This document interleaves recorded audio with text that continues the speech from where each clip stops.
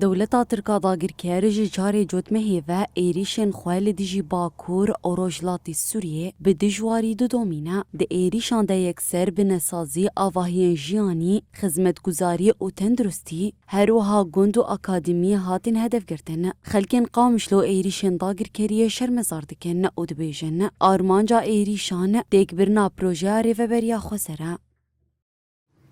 نما قاربون انه بيتشي نچارمان ويتشتي بكن بو خاطر ملت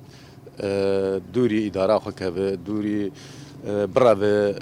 برشي بالتعذيب ويتشتي ببين يعني سر اب هدفاوي اب استخواز شرك يدس بكش بو ملت دوري في اداره خينه دوري ملت حفدو بخ اب سياستك نه هاد غارتن يالي خود يعني افتشتي غوتشي بوي ام تقريبا اف 4 روش تأثيراوي بشكل مباشر سلسفيلاهية يعني هما على سبيل المثال يعني كهرباء ما قال لك باشبو وأفشار بيجروج كهرباء معدومة بشكل نهائي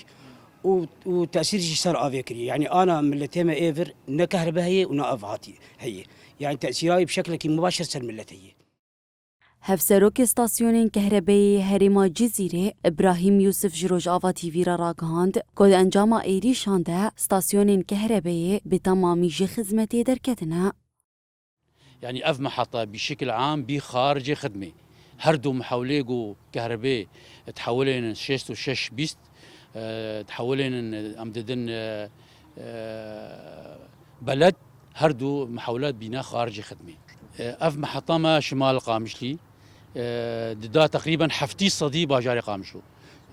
جدوارا يوسفي شهيد يوسفي يقولوا السيرفي محطية حيا